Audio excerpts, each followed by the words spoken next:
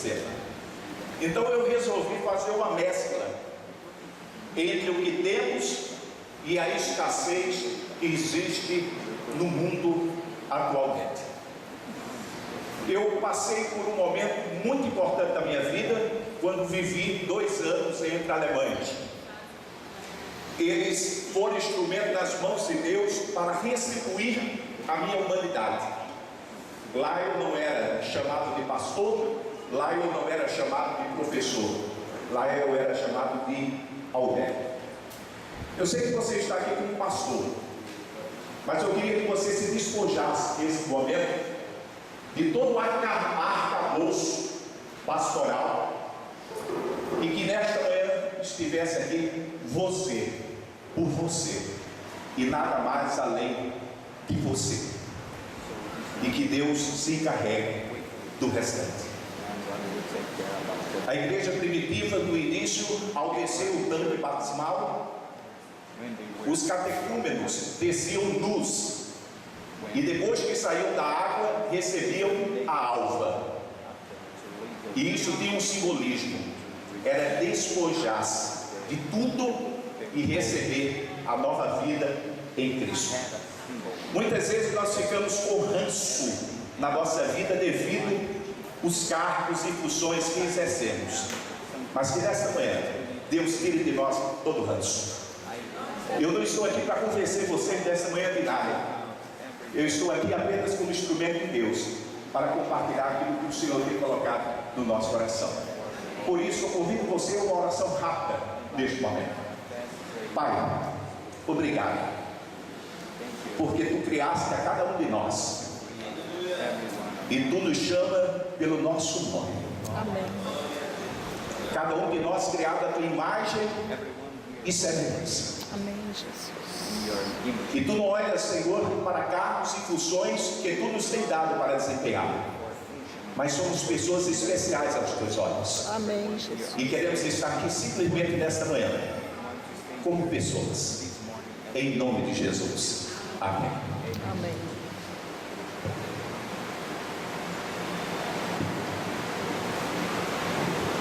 Família, nunca se viu uma batalha tão ferrenha como a que tem se levantado nos últimos dias sobre a família.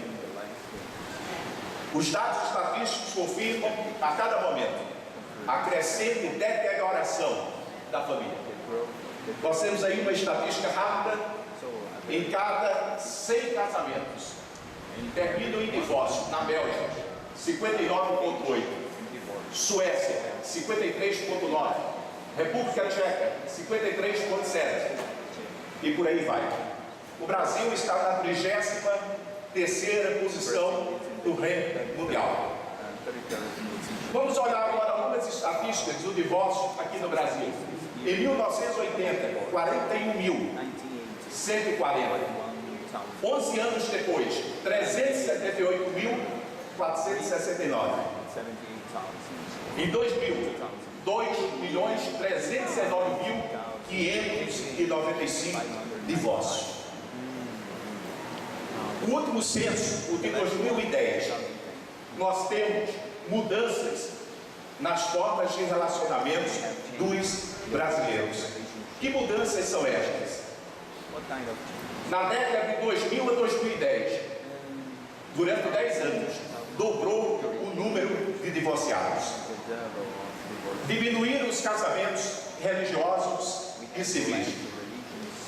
Mais famílias optaram por não ter filhos.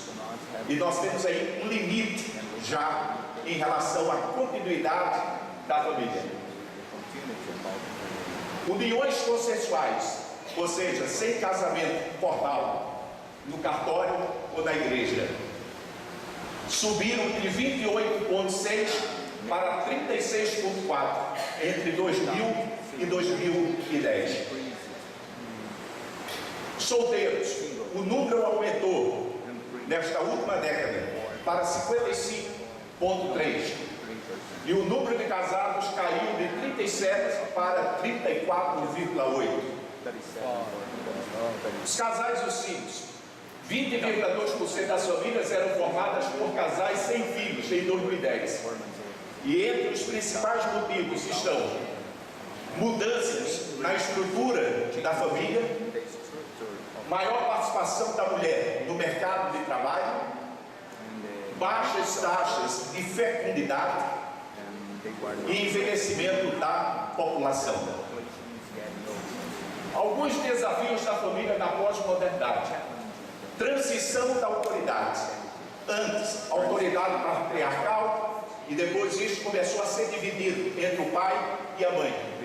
E hoje há uma postura exacerbada desta autoridade nas mãos dos filhos. Os pais que vivem hoje a serviço dos filhos e os filhos monopolizam aos pais. Quantitativa, a prole tem diminuído. O indivíduo afirmava a sua significância social pelo número de filhos, pelo número de membros na família, pela maneira como ele governava e administrava. E isto tem retirado a significância social da vida dos pais. Princípios e valores familiares foram quebrados, mudados e anulados. Formas. Antes, macho e fêmea. Hoje nós temos macho e macho, fêmea e fêmea. Reprodução. Em relação ao homossexualismo, há buscas de mudanças, porque saímos de um modelo de fertilidade para um modelo híbrido, porque macho com macho não gera filhos à imagem e semelhança de Deus, fêmea com fêmea também não. E há uma busca de novos modelos, há uma busca de novos sistemas, como a barriga de aluguel. Modelo unifamiliar, ele foi perguntado pela família mosaica. Hoje, 3 casamentos estão ligados. E esses 3 casamentos geram os meus filhos, os filhos dela e os nossos filhos. E maturidade elastecida na presente geração. Antigamente se casava mais cedo, aos 18, aos 20, aos 22. Hoje as pessoas estão indo se casar aos 35. A prioridade antes é brincar, buscar entretenimento e depois levar a vida a sério. Mercado de trabalho mais aquecido e resumido. Hoje você tem que ser um especialista das especialidades. É um mercado de trabalho mais concorrido e também um mercado de trabalho mais resumido. Você tem que ser bambam naquela área ali que você domina. E o que acontece é que as pessoas investem hoje, primeiramente nos estudos, para ter um bom trabalho, e casamento fica em último lugar. A solidão da vida humana cresceu numa inversão proporcional ao crescimento demográfico mundial. Hoje nós temos cidades cada vez mais populosas e nós temos pessoas cada vez mais solitárias. A difícil arte da convivência conjugal enfrenta conflitos e desafios vista a multiplicação da oferta. Hoje, homem é um produto em escassez.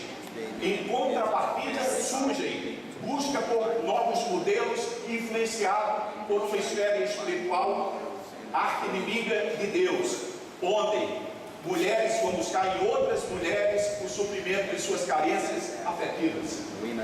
A banalização do casamento provocada pela facilidade do divórcio. Há mais de 3 anos em Portugal você consegue divorciar-se pela internet. O Brasil derrubou barreiras na área do direito e o divórcio também está mais fácil aqui no Brasil. Atenção centrada na criança, a lei da palmada. A criança, outrora, refém dos pais, hoje os pais são reféns das crianças. E isso vai piorar. Há um ditado árabe que diz que o excesso de alguma coisa é a falta de uma outra coisa. Nós temos aí um excesso de deterioração da família. E eu queria provocar você agora. De um lado, o excesso da deterioração da família, porque existe do outro lado o quê? Existe uma falta. Que falta é esta? Eu faço parte desta falta. Você faz parte desta falta. Nós fazemos parte desta falta. A igreja evangélica faz parte desta falta. O que é que poderia estar faltando?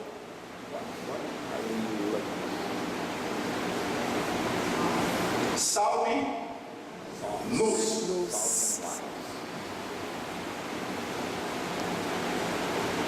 Na década de 1940 a 1960 aqui no Brasil, um dos artigos nos estatutos e regimentos das igrejas locais é que cada chefe de família governasse a sua casa e mantivesse a paz com outros chefes de família.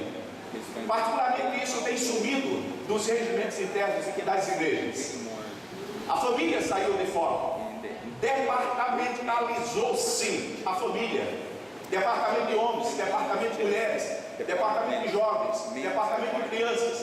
Tudo ficou departamentalizado. E com isso quebra-se o foco para com a unidade da família. Entretanto, a família é o mais poderoso e influente núcleo social. Nós entendemos de que quando a igreja procurou individualizar as pessoas e terminou fazendo o mal da departamentalização, estava tentando alcançar as pessoas em suas necessidades. Mas nós não podemos desprezar aquilo que é maior. A família, o núcleo mais poderoso e influente, socialmente falando, espiritualmente falando, etc. A Igreja Católica está à frente da Igreja Evangélica nesta área. A Igreja Católica ela tem uma pastoral familiar. Eu não quero aqui verificar, aferir a eficácia da pastoral familiar no seio da Igreja Católica, não me compete. Mas o que me compete nesta manhã é compartilhar as minhas inquietações. Por que nós, em 31 de outubro de 2017, ao levantarmos uma bandeira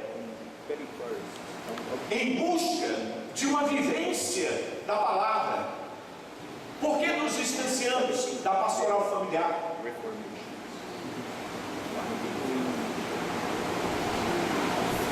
A Igreja Católica tem buscado, com as suas limitações, como todos nós seres humanos temos, mas dentro das suas limitações ela tem tido um conteúdo e uma prática, uma praxis relevante. Em compensação, a Igreja Evangélica Brasileira tem vivenciado uma inércia, e eu vou dizer porque me refiro a esta inércia no seio da Igreja Evangélica em relação à pastoral da família. O que nós temos hoje foi nada mais nada menos do que um despertamento provocado pela pastoral familiar do seio da Igreja Católica Apostólica Romana. O encontro de casados com Cristo, que o bispo Paulo Garcia, na época linkado a sua igreja de origem, implantou na cidade do Recife, levou para João Pessoa, e que este movimento foi abraçado pelo pastor Estevão, pelo pastor Tomás de Mucuma, pelo pastor Jonas Ferreira Catão, pelo pastor Adalto Lins na época, e outros tantos pastores que vieram e que continuam abraçando o movimento de encontro de casados com Cristo, nada mais do que uma prática da Igreja Católica. E há de convirmos uma coisa: embora tratemos de temas relacionados à vida conjugal, à vida familiar, mas existe uma força propulsora por trás do SCC, cujo foco não é a família em primeiro lugar. O foco é evangelístico. O foco é crescimento das igrejas. O foco é a busca de uma significância social e eclesiástica na comunidade. Quando na verdade isto deveria ser um desdobramento natural, mas não o foco. O foco tem que ser família, porque família é o foco de Deus. Há alguns movimentos que têm surgido no cenário nacional e que a Universidade da Família tem catalisado. São movimentos oriundos dos Estados Unidos. São bons movimentos, bons cursos, mas são cursos nascidos além mar, que por mais que tenham uma similaridade em termos da temática da família, mas não explora determinadas necessidades nacionais, necessidades brasileiras. Todas as denominações históricas, e falam sobre aquelas que têm numa média de 400 anos de existência, aqui na realidade brasileira sempre questionou a influência norte-americana, a influência de missionários estrangeiros numa teologia brasileira. Entretanto, é muito fácil criticar, fazer é que são elas. Temos criticado muito e temos feito pouco, e a prova disto é que na área pastoral familiar pouca coisa temos oriunda do nosso seio, como fruto da nossa pesquisa, da nossa reflexão, dos nossos joelhos dobrados diante do Senhor, da nossa fidelidade a uma prática bíblica que muitas vezes levantamos não para defendê-la, mas para razoar modelos que nos têm auxiliados aqui em solo pátrio. Desafios que trago para o Betel brasileiro. Há 4 anos atrás eu tive um sonho profético, e nesse sonho profético eu estava dentro do Instituto Bíblico Betel brasileiro, e não entendi o que Deus iria me mostrar, e vim entender agora, quando o Senhor me trouxe para o Brasil este ano. Eu não viria para o Brasil devido à Copa e eleições, um ano perturbado no país, para se fazer implantações de seminários e cursos, mas de uma forma poderosa o Senhor moveu-se e nos trouxe. E aqui nós temos estado participando, compartilhando da temática da família com o Instituto Bíblico Betel brasileiro. Primeiro desafio: criar o Ministério da Família e fazer uma leitura a fundo das necessidades familiares e de como a igreja pode supri-las. Cuidar dos pastores e famílias. Ninguém fique melindrado com o que eu vou dizer, não tem a ver com vocês, tem a ver com todos os pastores do mundo inteiro. Pastor, muitas vezes, é o mais resistente à pastoral familiar das igrejas. É uma luta quando eu chego na igreja para apresentar. Eu tenho que convencer o pastor de que trabalhar com famílias é algo que está no coração de Deus. Uma irmã disse: pastor Alberto, ela participou de um dos nossos seminários, o senhor pode aplicar esse seminário na nossa igreja? Eu posso, com o maior prazer. Ela disse: o senhor aguarde, que eu vou fazer todo um trabalho com o meu pastor. Eu disse: eu conheço o seu pastor, eu vou lá e converso com ele. Nem pensar, pastor, se o senhor for, ele vai se fechar completamente. E ela programou com alguns meses para frente, para eu poder ter um acesso ali.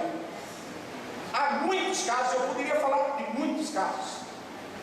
Na mesa do café da manhã, uma missionária de vocês compartilhou conosco, juntamente com o esposo, de uma pesquisa que fez em um dos estados aqui, e questionando as mulheres qual era o maior impedimento para que elas pudessem cumprir com o ministério. Elas disseram: o casamento.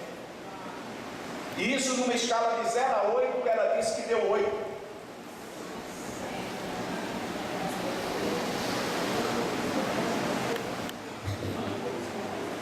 Cuidado dos pastores e famílias. Fomentar a criação de fóruns locais, regionais e nacionais para levantar as necessidades das famílias betelinas. Habilitar ministerialmente as igrejas e suas lideranças. Formar terapeutas, conselheiros e líderes familiares em 3 níveis: nível de pós-graduação, nível intermediário e a nível de liderança de igreja local, para fazer uma força conjunta em prol da família. Produzir literatura específica que atenda às necessidades da família, livros e material também para cursos e seminários.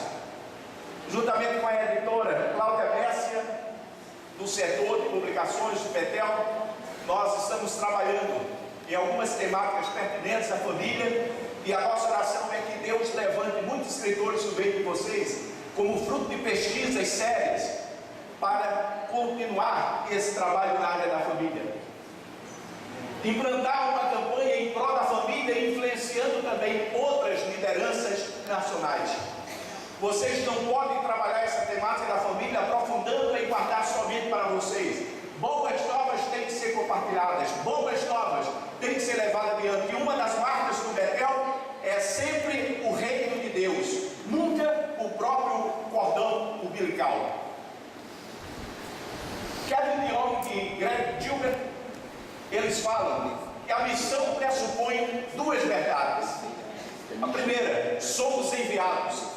A segunda, temos uma tarefa.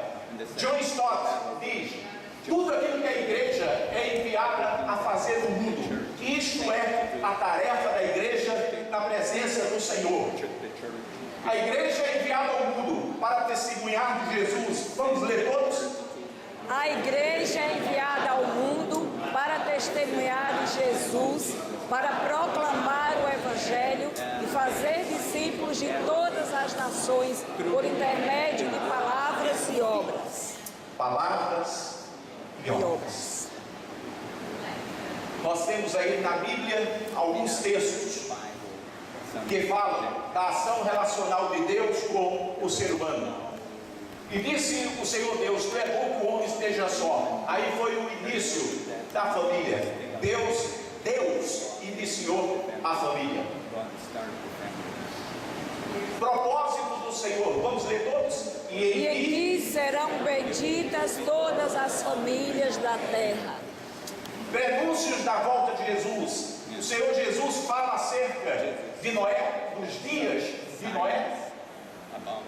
Diz também o apóstolo Paulo a Timóteo de que estamos vivenciando tempos difíceis e que chegará o tempo em que o casamento será proibido.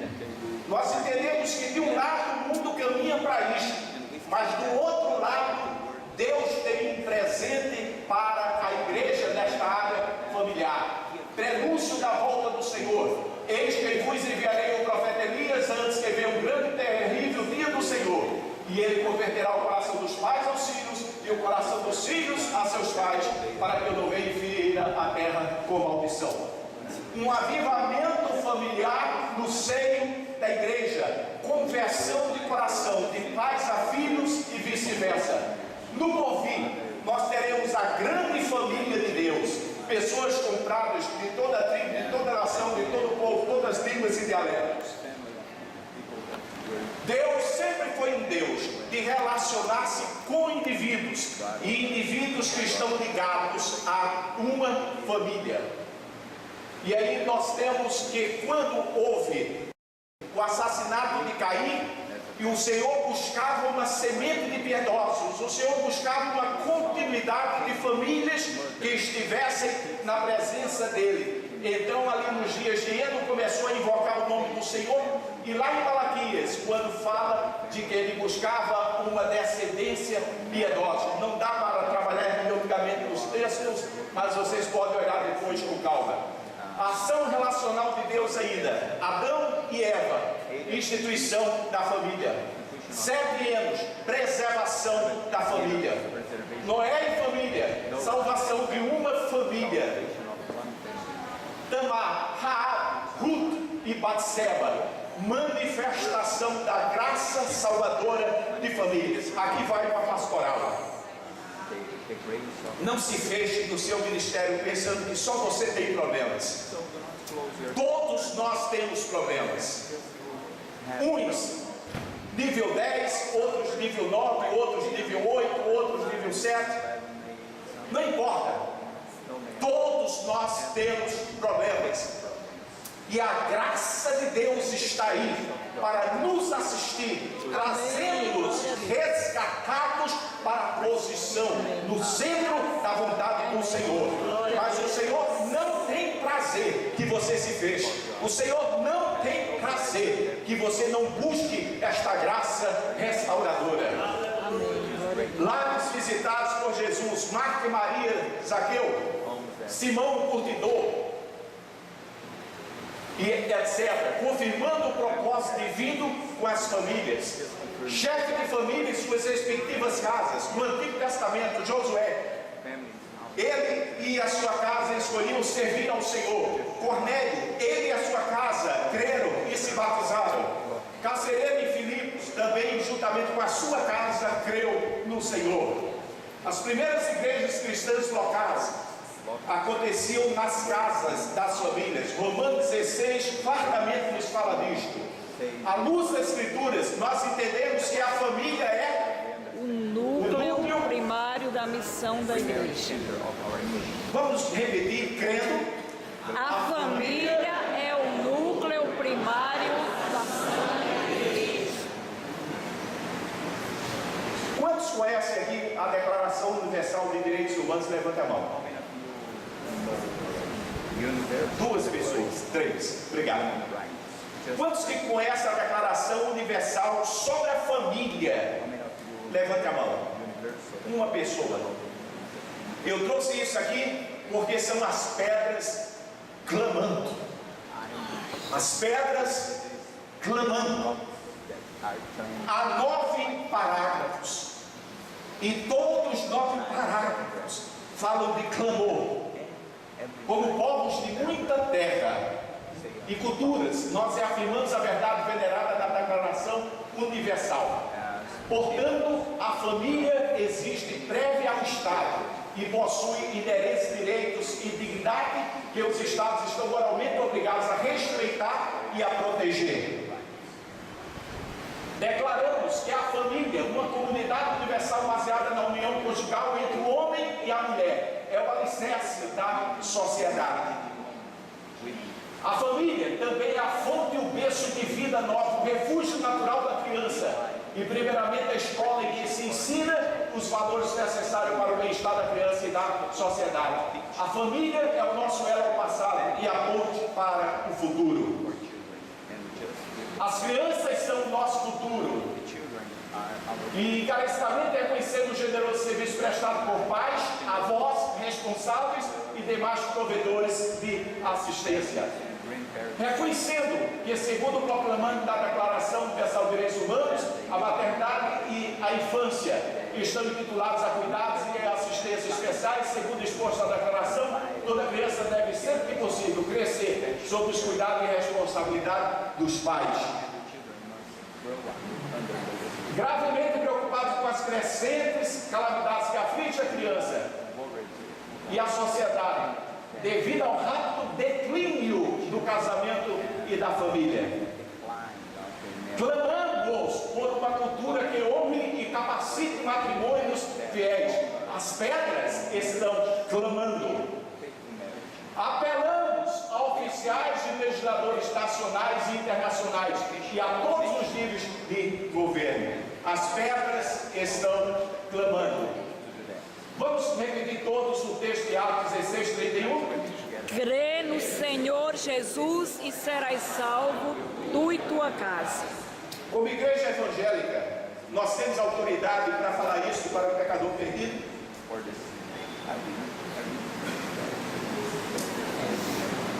Teremos, se nós chamarmos a responsabilidade para nós. Observando a família como núcleo, começando pela nossa casa. Considerações urgentes, estamos encerrando a nossa fala nesta manhã. Tardiamente, eu quero chamar a atenção para além desta temática da família, que as crianças estão sendo bombardeadas por futilidades e novas ideologias, e a igreja precisa olhar isso com o amor de Deus. A segunda coisa, que em 2025, daqui a 11 anos, o Brasil será o 6º país mais populoso do mundo. Nós teremos 32% de idosos na nossa população. Eu quero profeticamente nesta manhã chamar a nossa atenção para isso. As crianças e os idosos, além da família. Conclusão: a família é o núcleo primário da missão. a responsabilidade pela execução da tarefa de amar e cuidar da família, inicia-se, vamos repetir? Em nossa casa. Pastor, como está a tua casa? Pastor, how is your Pastora, pastor, missionária, missionary, servos de Deus, servants of God? como está How do a tua casa? Não adianta você ter o ministério mais bem you sucedido. if you have O primeiro escalão de responsabilidade minha e sua perante o Senhor your and my é a nossa casa, a nossa família. our family Já perdemos with long muito tempo. many times. A tarefa é em caráter urgente e urgentíssimo. Urgent.